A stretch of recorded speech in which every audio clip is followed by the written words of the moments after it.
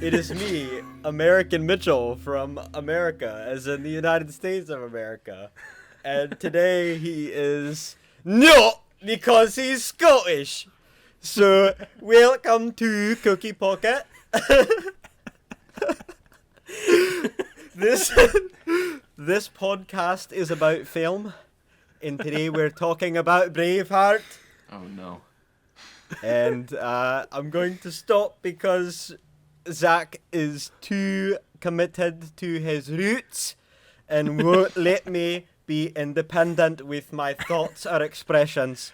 So, we're going to do... That was the so from Frozen. That guy. He's Swedish, I think. Braveheart, guys, Braveheart is a 1995 war epic, of which is very historical fiction, directed and co-produced by Mel Gibson, which extremely loosely portrays an iconic leader of the First Scottish War of Independence from England and Edward Longshanks the First. Because he was a tall man, that's why they called him Longshanks. Yep. In the late 13th century... I figured it out, I think. In the late 13th century, Zachary, okay? William Wallace, that's his name, okay? He inspired by the 15th century poem, The Accent Deeds of the Illustrious and Valiant Champion Sir William Wallace. I don't know what the actual thing is. That's Scottish Gaelic for you. The film stars Gibson himself as Wallace, Catherine McCormick as Murren, Brendan Gleeson as Hamish, Angus McFadden as Robert the Bruce, Patrick McGowan as Edward Longshanks, Sophie Marceau as Princess Isabella, Peter Hanley as Prince Edward, and a lot of other Scots and Brits and extras. So, what did you all think of the film? I'm done now. Well, I quite enjoyed the film. It's a very big movie. It's an epic of epicness, as Scott Pilgrim vs. the World was referred to at the beginning of this season. But it really is this huge, hulking movie on an enormous scale. And I think the scale is kind of, in a lot of ways, the most impressive thing about it. As you mentioned, this script's grasp on history is so loose that this really is fiction. But I mostly don't have a problem with that, because I really don't care about source material or canon or authorial intent or anything like that unless the changes have a negative effect on the script. And I think that here they do have a couple negative effects. There are some things that are just blatantly incorrect and they don't really affect my impression of it.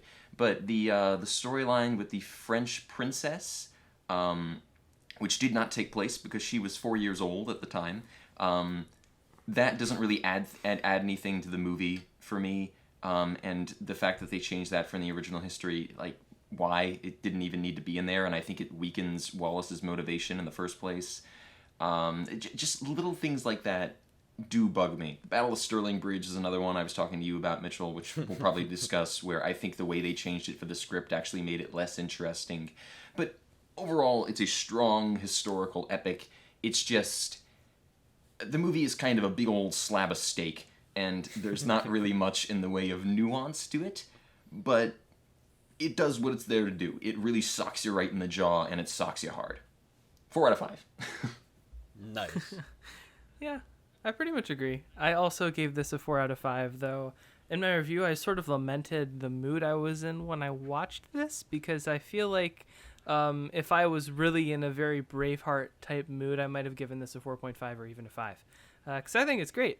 And I mostly agree with what Zach had to say about historical accuracy, though I want to clarify my stance on this a little bit.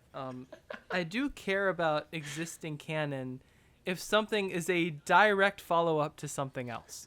So I'm trying to think of a good example. So perhaps if the Rise of Skywalker to The Last Jedi? No.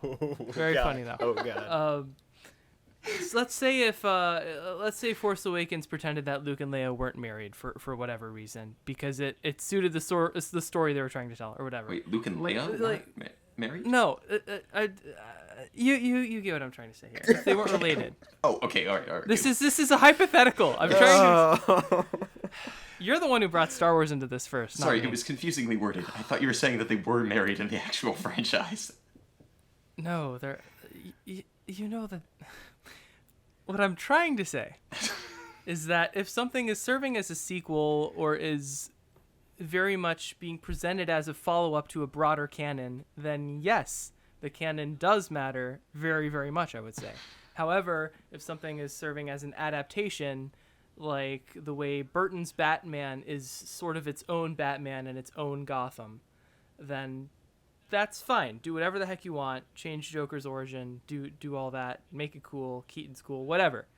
That's all fine. And for the same reasons you cited, Zach, I do see this as more of a historical fiction. So, in the case of Braveheart, the film we're here to discuss, it does not bother me. And I think that I actually the note about the French princess, that didn't really. I mean, I'm not at all a historian about these events, so I didn't know going in whether that was true or not. But I didn't find it especially distracting, if also not especially necessary. But in my typical fence-sitting manner, I would say I had no trouble with the events that they chose to portray and the way with which they were portrayed. And I thought the fight scenes were epic, and yeah, and the speech midway through was very stirring, and 4 out of 5. Nice. So I'm not going to talk about Star Wars, but Good call. Good on you. I'm going to ruin everyone else's day by talking about Saving Private Ryan for 2 seconds. So Saving Private Ryan, to me, proves that there are certain historical lenses that do not mesh well at all. And 2 of them are idealism and realism. Idealism cannot coexist with realism at all in a lot of cases. And if they do, they have to barely relate with one another, because when you're trying to push both at the same time, you end up having supremely confused messaging. So when I was looking at Gibson's intentions with this film, and he was saying, I'm trying to dramatize and romanticize something, instead of trying to give an accurate portrayal, because he honestly didn't really care about the historical accuracy very much. And he said that he really hated that critics were coming on him so hard about it, when he was never trying to be accurate about anything. And I think if you have a clear vision and you watch the movie, even with or without knowing that, I feel like that's inherently obvious. I mean, especially watching something like The Patriot or We Were Soldiers, exact same type of thing, same type of messaging, patriotism and slow motion drama, and, you know, everything is over Hollywood dramatized. And that is always a matter of preference, but in this movie, I think it really works, because there's all you really need are the certain elements of the time period to appeal to people, and then you can do with whatever you want with it. And it wasn't trying to say this, besides like the one title sequence where it's like Scotland 1280 something. 1280, yeah. 1280. It was actually 1286, but you know. Well, yeah. Well, besides that point and like the brief narration, the story tells its own story. Yeah. And it's entirely separate from actual historical events when you're kind of getting on with that idea going forward, and adding on the romance stuff and the over demonizing the English, and, you know, over patriotising the Scottish and stuff, when there were in real life there was a lot of barbarism on both sides. Oh god. There's a lot of barbarism. There's a lot of, you know, there's also a lot of organization and really nice things about both sides. So really, wow, I really dug myself a hole. I'm gonna stop talking now. No, it's okay. Start climbing. Not okay. The British suck. But anyway, it's just the way that it's filmed, the production value, kind of what Zach really touched on, and what Christian also said. Just the sheer epicness of everything, and how awesome everything looks, and how dynamic everything feels. It never feels boring. There's always something interesting to look at. The dialogue doesn't feel too complicated, where it's like it feels just like Hollywood inserted lines in there, and it also doesn't feel too cliche, where it's like this is just a standard war film, because you have the time period to really block all of that, you know, because we've never really seen a film and within this time period and about this person before. So there was a lot going for Gibson going with this time period and trying to make it a big Hollywood thing. And I think it really worked out in the end, especially in retrospect. But I guess I'll go on to my first question. Obviously, the biggest thing that everyone, and I gave this 4 out of 5, by the way. The biggest thing is the historical accuracy. So it's the most obvious and common criticism I've seen, which includes Edward I dying later, William's dad dying much later, the rebellion not starting until later, Isabella never met William, who was much younger, the Wallace family descended from nobles, all of the clothing uniforms were wrong, the Battle of Stirling Bridge didn't happen at a bridge, the Scots never sacked York, the Irish never really were involved, the idea of personal freedom doesn't really exist yet, and Robert the Bruce actually was being called Braveheart, amongst a slew of other things. Yeah. So Gibson claims that this is dramatic and romanticized interpretation of the facts and events that he researched. Does knowing any of this hurt the film's messaging or effectiveness in any way? Or do you feel like the detail and scale of the production pretty much just kills any historical criticism?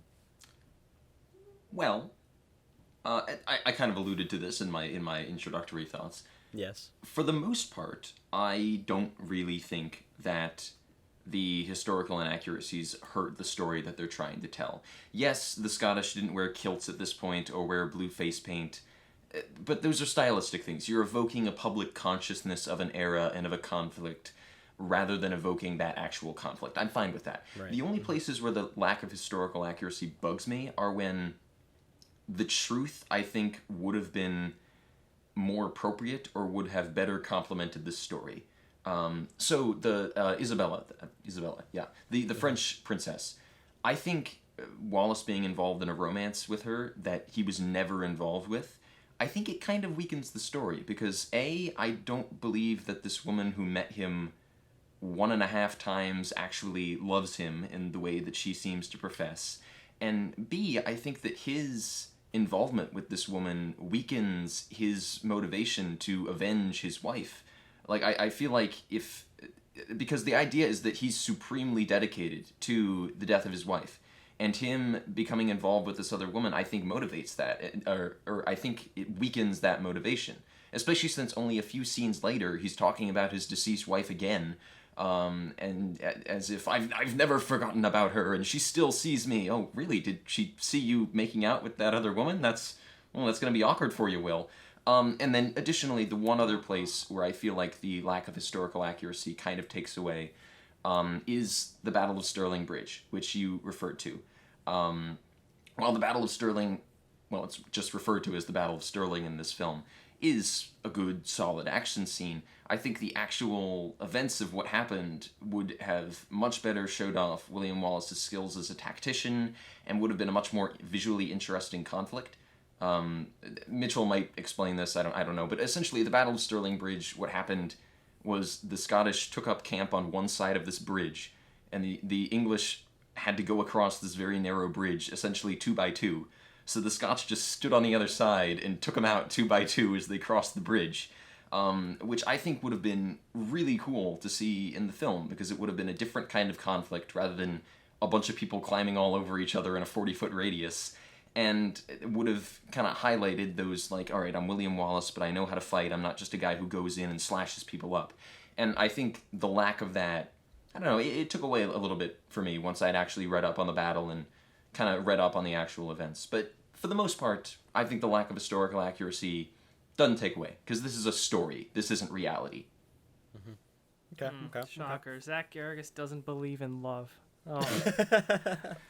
I don't think that the romantic subplot takes away at all. Shocker, I know, coming from me. But, yeah. You know, Zach, in real life, people do remarry after their spouses die. And I really don't think it's fair at all to suggest that he's, like, a less loyal lover or his bond is at all weakened. I think that's quite a bit of a stretch. I would... Especially just based on, like, standards that we live by today and what many people do when they're separated or if their partner dies. So yeah, I would just, I mean, I don't want to step on you, Christian, but I just want to respond to that point with William Wallace is not a suburban dad who grills on the weekends, whose wife tragically died. He's a medieval Scottish legendary figure who has really no personality beyond that, and I feel like he's meant to be this monolithic figure in this, and him involved in that relationship, I think it takes away. I'm just. Okay. Interesting. But I did step on you, well, Christian. So there. I disagree. Clearly, yes. And I don't remember who brought up like the dialogue. I think Mitchell, you may have mentioned this earlier. I think so. But there's definitely like this sort of mythic feel or whatever, and I do think it is kind of like melodramatic and in the historical accuracy context, like the idea of personal freedom not really being prevalent or discussed at this point in time.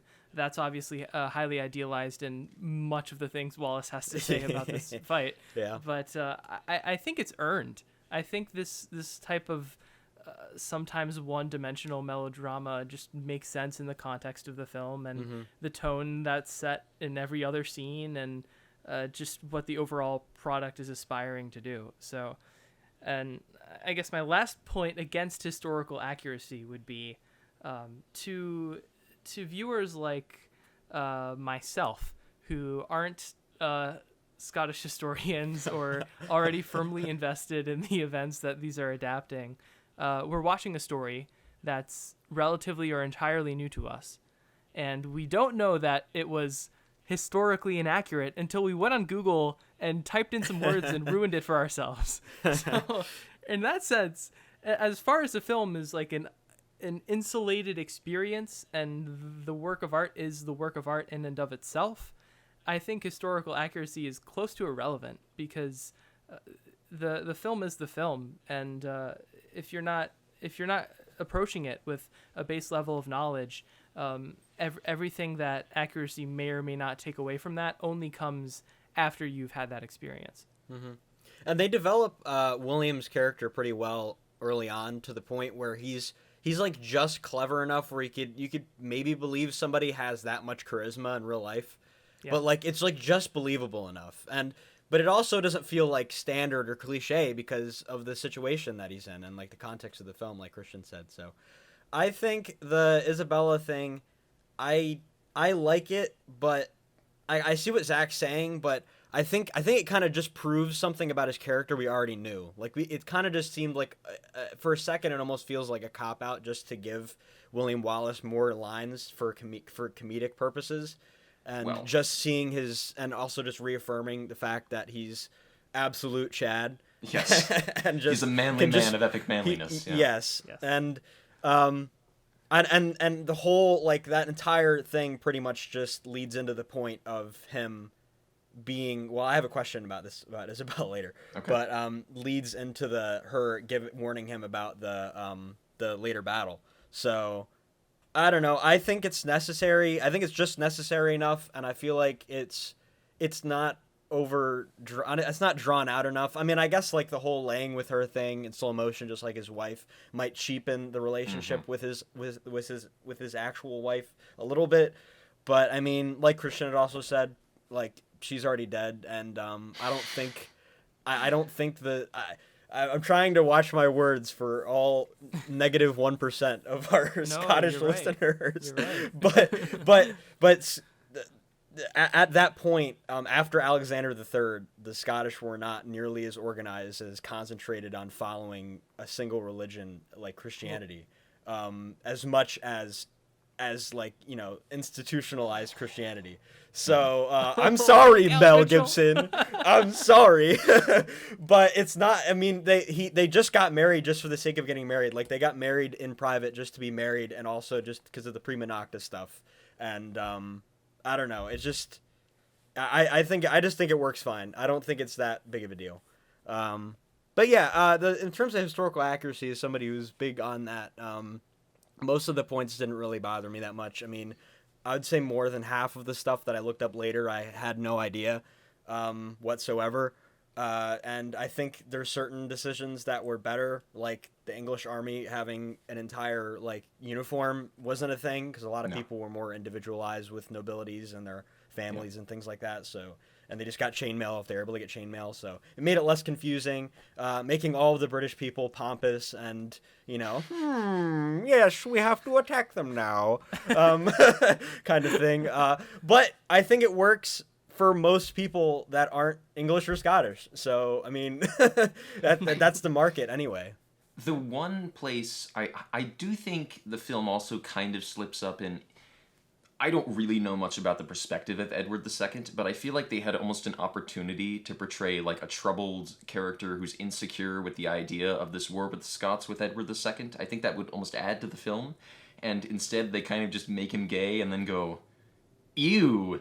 And I feel like that is also kind of a missed opportunity as well. Because I feel if you'd had that more complicated Englishman as well, I think it would have added some nuance that this meaty movie kind of lacks. But yeah, and that was just for the but it wasn't like Edward II being that way isn't just for the sake of convenience. It also just it gives him his own archetype, and I know he was gay, but yeah. Well, I mean. Well, technically, he wasn't proven to be gay. He just had a lot of male relationships. Yes, that were not really proven to be in the 1200s. Yes, and it wasn't. Homosexuality was actually more frowned upon later on than it was then. But especially like in the royalty and things like that. But I mean, it adds to Edward II's character. It adds to his dad's character, and it just makes people seem less like English versus Scottish. It's like everybody has their own personality, and the film really uses up its time making sure that we get the different personalities from beginning to end. But yeah, historical accuracy not really that big of a deal based on the messaging that the film was trying to go for. So as many as 1,600 extras were used during the battle scenes, mostly from the Irish army and having actual playful rivalries with each other in real life, as expected, between army people, and taking up to 4 hours for costume and makeup for each scene. So Gibson borrowed changing camera speeds and jump cuts from George Miller's Mad Max and Peter Weir's Gallipoli in the Year of Living Dangerously, and also hired 2 stunt coordinators. So often the battle scenes are the most memorable moments in war epics. So how did these go for you, particularly the Stirling, York, and Falkirk ones? And which of the 3 was your favorite? Okay, I'll take this one. Yeah, go ahead. They were fun. I enjoyed them. And they were occasionally brutal and less fun because you were like, oh my gosh, that dude just got stabbed. No, they're all great, and they do really well to punctuate the sort of stiffness of some of the other talky scenes. I think they're really, really, really important because if the battles sort of fell flat, everything else would kind of be would feel a little more cardboardy. And I'm going to say I think it's okay that much of this story is like morally and conversationally simple. I don't think it needs a ton of nuance to succeed on the level at which it is trying to succeed. Mm-hmm. I think the battles actually do a lot more to aid the more talkative scenes than like more specific dialogue or more developed side characters would. Mm-hmm. So obviously the fighting itself and the choreography is really impressive and sort of a refreshing turn from like sci-fi or fantasy films because it's really just a bunch of people like hacking at each other and desperately killing and trying not to die. It's very different than some sci-fi space opera type thing. Mm-hmm. So that's nice. But on a whole nother level, which I think is maybe more important, is the way that it sort of serves as the grounding for everything else and the drama and the sort of like intense reaction you have when he shouts freedom. It all comes from seeing how awful the alternative is. Yeah. Yep. Yeah. So I think the fight scenes in this movie are kind of a mixed bag for me, even within themselves. Of course they are. I think Gibson does a fantastic job of emphasizing scale in the lead up to the battles and in the aftermath of the battles.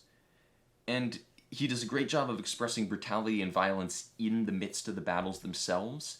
But the battles themselves, I think, feel a lot smaller than we're led to believe based on the scale. The first battle, for example, you see the lead up, you see all these hundreds of people marching at each other, and you think, wow, this is huge, this is enormous. And then the actual battle happens, and it all feels really closely knit and tight, and it feels like everybody's fighting within the space of like 40 feet.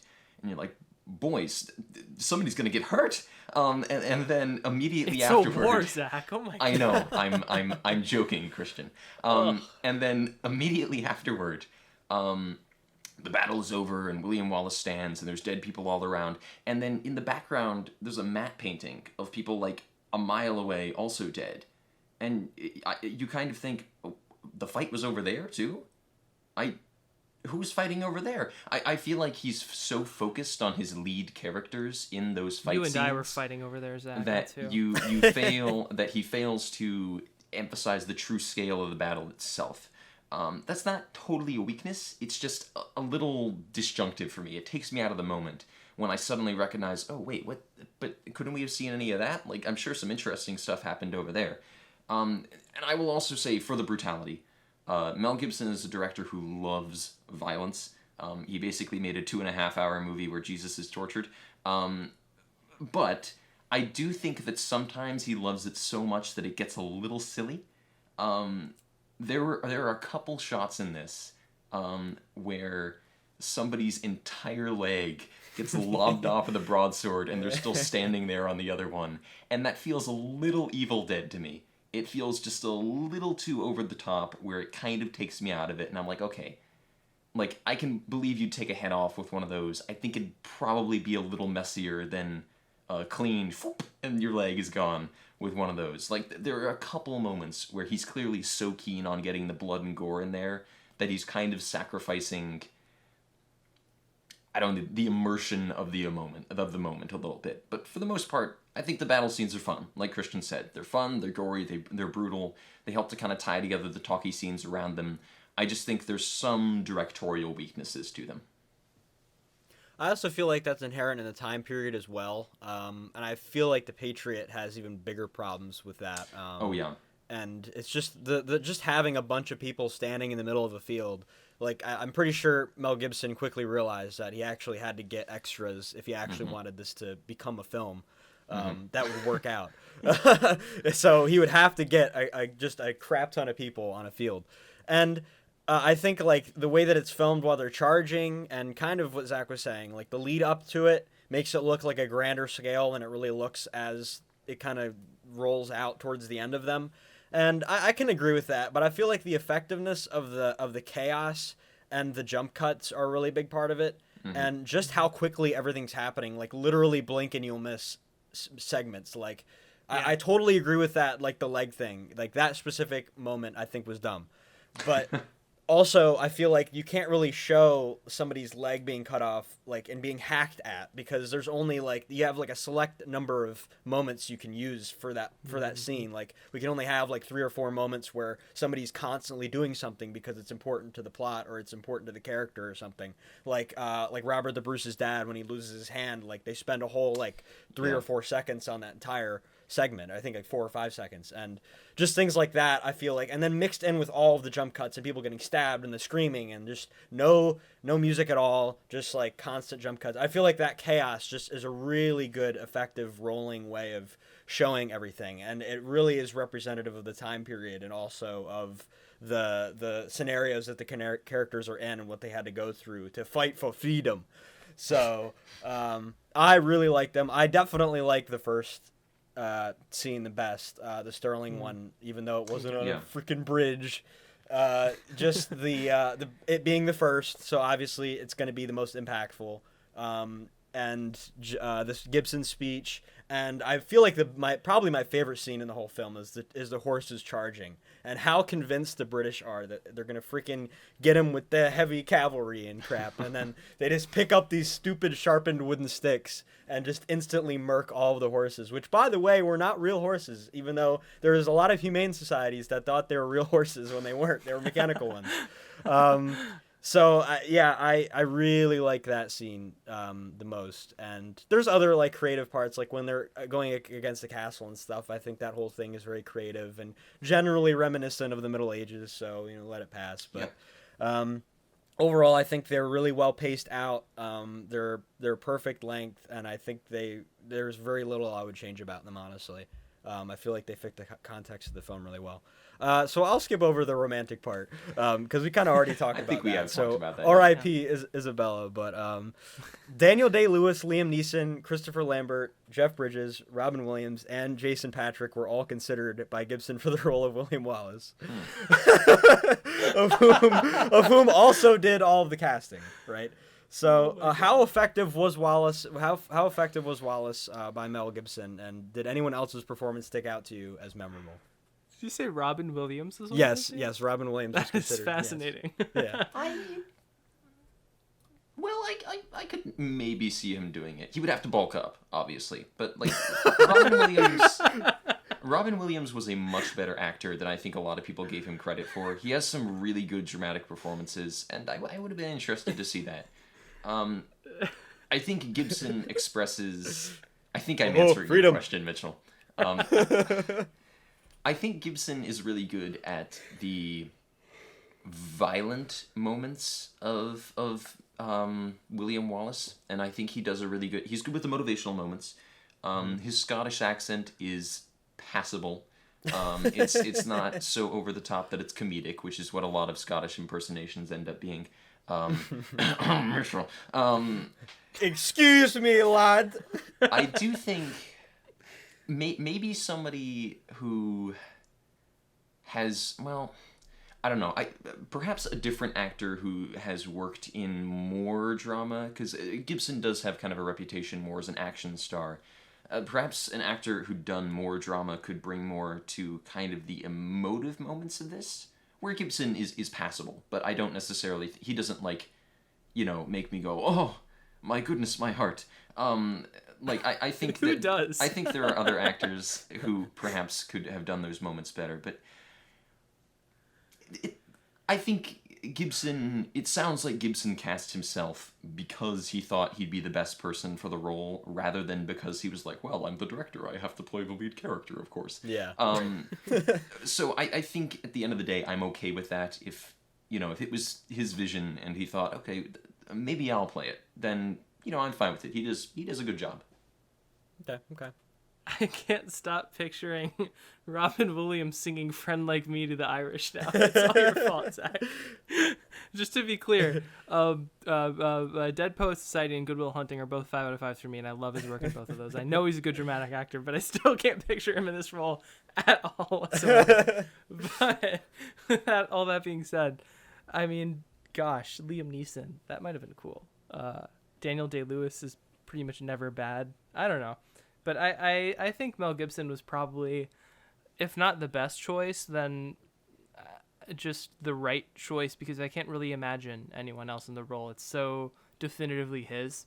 And I don't know if that's just because he also directed it, but I feel like it's such a part of like our cultural lexicon now. There's so many like quotable moments, and I think people are like inclined to dig on Gibson. Maybe it's because he's not especially a great person outside of his films, but I don't think he's a bad actor at all, really. I know his accent was probably like less perfect than some of the other accents, but it didn't bother me one bit.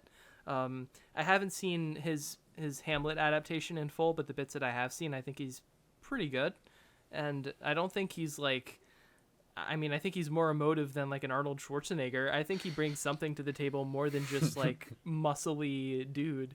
So I, in defense of the performance, I think he makes a lot of sense for the character. And while maybe some of those other names could have done well, I cannot imagine it being someone other than him.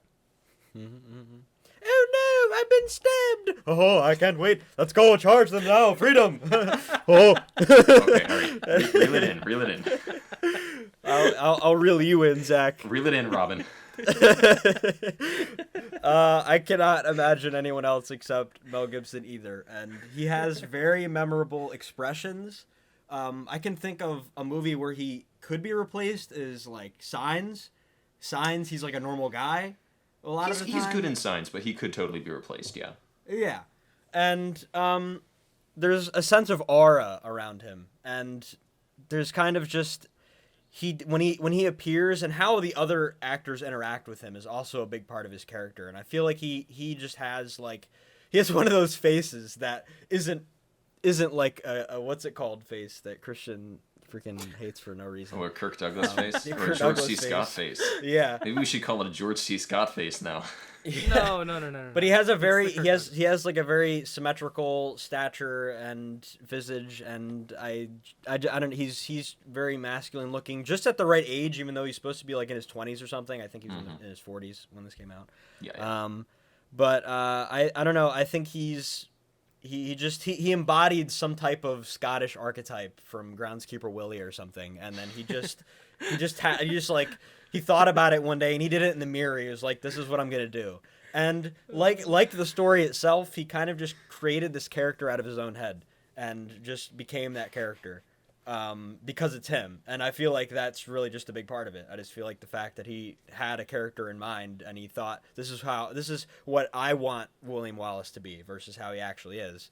And I'm going to be William Wallace. And he does a Scottish accent, and he has those weird staring moments and a very, assertiveness that kind of comes with an exaggerated accent, a Scottish accent. So overall, I really like him, and like I pretty much agree with Christian. I don't think anybody really could have replaced him. I know people could have done maybe better than him from an acting standpoint, maybe could have added their own spin on it. But this is just such an iconic role for him and probably his best movie. So I don't know. I really like him a lot. So that's all I had. Any other final thoughts? Otherwise, we can go on to our segments. I was going to keep Groundskeeper Willie in the rundown, but the last second I took it out. 4 out of 5. Final thought here. I might be kind of throwing a grenade into a karate class when I say this, but I don't really like the climactic freedom moment. It feels kind of overstated and silly to me. I can't think of any way that you could say freedom in that moment without it being kind of corny. And Wallace did not actually say it in the moment while he was hung, drawn, and quartered. Zach? Were you there? It's not recorded as Wallace having said it. Because he's being disemboweled and castrated, so he didn't say anything. No, which I think if that had been a moment of perfect stoicism, I think that could have been played in a really effective way. I do think that the dramatic Hollywood climactic, I'm going to yell something dramatic that identifies my character, kind of takes away from that moment for me. I mean, it works, but it doesn't totally work for me. That's just kind of the last thing I wanted to throw in there before we move on. Overstated and silly, like the Scottish were acting since we first freaking met them in the beginning, Zach. Like this whole movie. This whole movie, like I don't think it was a Gibson trade-off. thinks It was a this is trade-off. overstated and silly. I think Gibson thinks this is dramatic and poignant. I don't think that he thinks it's overstated and silly. So I'm criticizing directorial intent there. I don't think that moment does what he wanted it to do. I thought authorial intent never mattered, Zach. What happened? The Irish guy, when it comes to adaptation, not the when it comes Irish to guy, filmmaking. the Irish guy thinks he owns Ireland, Zach. Okay, he thinks he owns Ireland. The freaking Well, he's a comic relief character. Longshanks William doesn't Wallace know is how to not. speak. Longshanks is freaking crazy. He talks like he's, I don't even know. He's read too many novels about himself or something. It's so confusing. All right, I knew I was throwing a grenade in a karate class. Yeah, Yes, yeah. you were. We're learning jujitsu because of you now. It's all your fault. We've chosen a different practice. Yes. All right. It was melodramatic, but it was earned like the whole rest of the movie. Yes. Okay, I There's disagree, nothing Gary. else you I can disagree. do. Okay, we can review. I don't know. We can review. Oh, guys, do you hear something? I think I hear "God Save the Queen" in the distance. I hear white noise from that my means recording. it must be time for me to talk about more British television. Oh my god! The other day, I finished Hammer House of Horror. Now we're all relatively familiar, or somewhat familiar at least, with Hammer Pictures. For our listeners, Hammer was a production company that was founded in the 1920s in Britain, but they really hit their heyday in the 1950s and 60s when they made colorful, gory, somewhat sexualized adaptations of classic horror stories. They were really successful.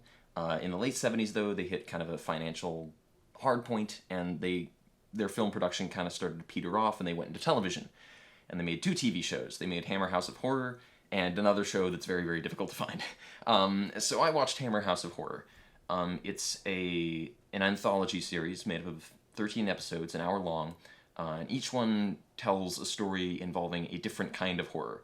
And unfortunately, it's a bit of a letdown.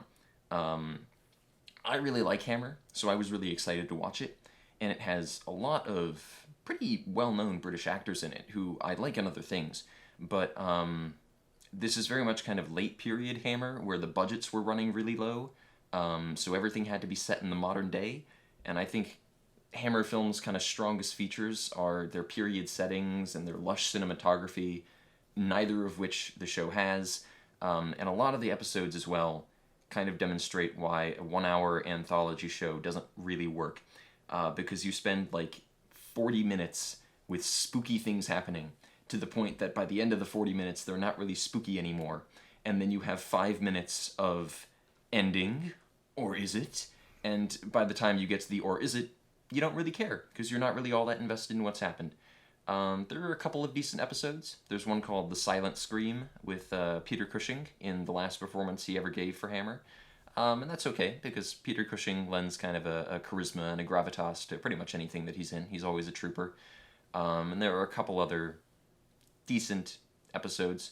But overall, I don't really know if I'd recommend it unless you're a hardcore Hammer devotee like myself. So it's a 5 out of 10 from me, and unless you're a big fan of Hammer, I'd say skip it. Now, Christian, you seem to be in pain. Would you like to talk about anything? Yeah, I'm just trying to think of the least British thing I've consumed in recent history. I got something. I'll go with the most recent Jim Jarmusch film that I watched. Oh, Jim. Broken Flowers, starring Bill Murray, my guy. And it's a really sweet film. He's sort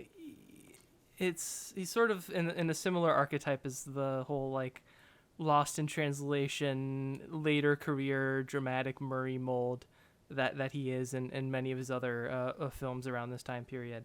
But he's basically he receives a mysterious letter saying that he has a son that's looking for him, but he doesn't know which one of his old flames sent it. So he goes on this sort of journey to figure out who, or to find his son, and it's really quite heartwarming. It's got that classic Jarmusch taste of like letting itself breathe and really taking its time.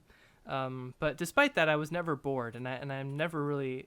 I've only seen 3 of his films, or 4 now. I've only seen 4 of his films now, but I'd never say that I was bored by any of them because everything feels deliberate, even if it's slow. And I think Bill Murray's a natural choice to lead this type of story. And if you're into romantic stories, as I often am, or if you're just into something that's well directed and slow paced and lets you breathe easy for a minute, I would recommend it. It's on Hulu right now. Okay, I was gonna ask that. Yeah. Well, I did not watch a film, but I watched a music video. Oh, really? By Till Lindemann, my boy, is the lead singer of Rammstein, which is I know I've dropped my Who's currently Rammstein, favorite band. Mitchell? They are Neue Deutsche Harte, which means New German Hardness, and they've been around since the 90s, originating in East Germany. So Till is a big boy involved in. He's physically big boy and. Also is just really enveloped in Russian culture and a lot of early communist things like Leninist type stuff in terms of stylistically. Oh, okay. Okay. So his new video, which he independently released, in addition to another one which is entirely in Russian, but this one is called Ich hasse Kinder, which means I hate kids. And,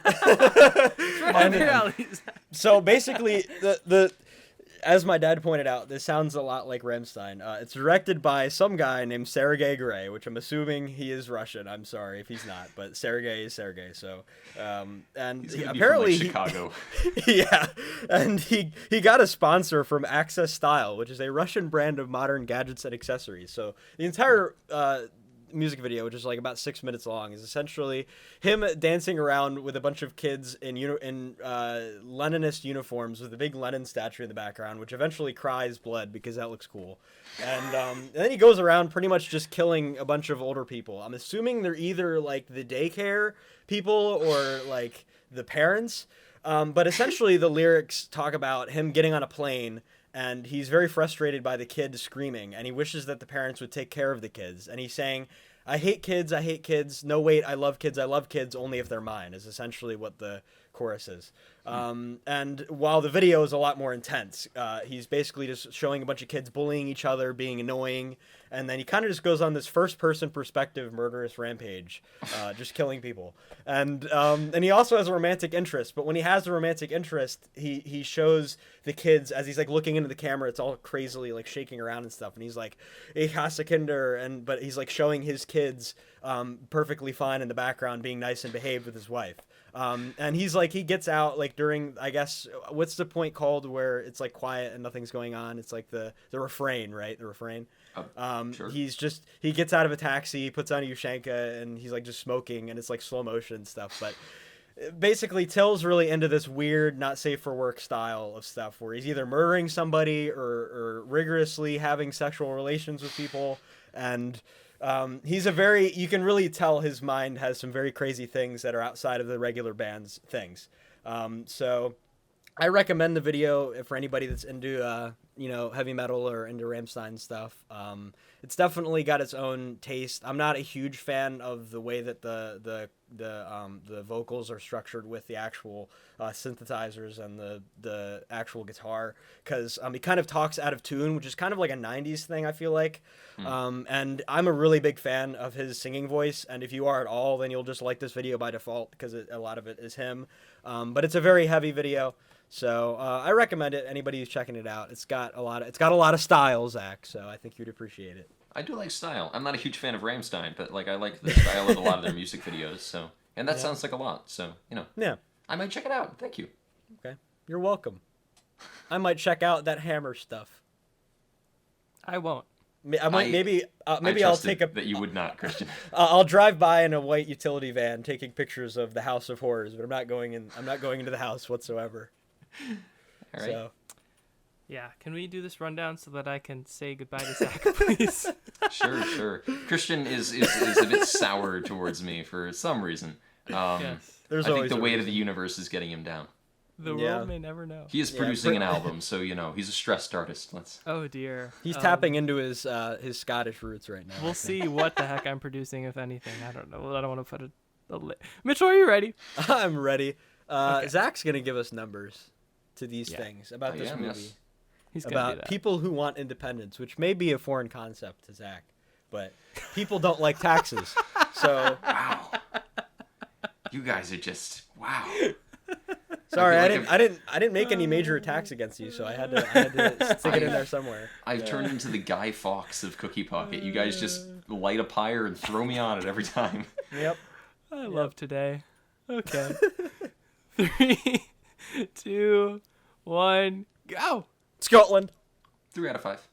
Alliterative names. 2 out of 5. English people ruining everything. 3 out of 5.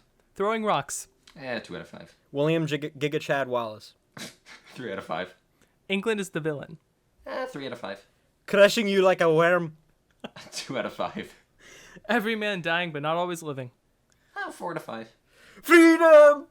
2 out of 5. Backhanded slaps. 2 out of 5. 300 heavy horses. 3 out of 5. Mel Gibson's accent. 3 out of 5.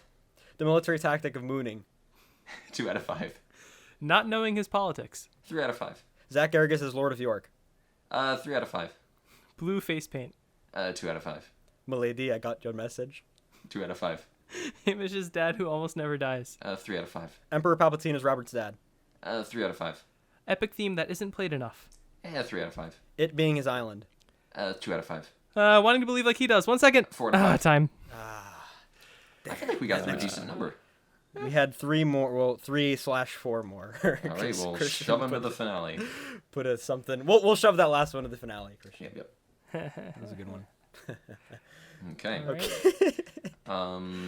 Christian, Well, you're going next time. Oh my gosh, I'm next. What am I doing? Yep. Oh, Yes. right. Okay. We're taking. I'm sure you're all thrilled for this one. Oh, goodness Uh, gracious, golly, we're- my giddy We're aunt. sauntering our way back into Lucasfilm, and we're gonna be on an ice planet. We're gonna be in a cloudy planet, and we're gonna be in space and asteroid fields. We're gonna be on a swamp planet, and it's gonna be fun. And you're gonna see perhaps the best cinematic puppet ever, and iconic evil musical themes, and more romance brought to you by me. Hope you enjoy it next week. Oh, You didn't to be name the abundantly film. clear, Empire Strikes Back. They all knew. Episode V, my favorite. Well, this has been Cookie Pocket. This podcast is about film, and you can't have a podcast without freedom.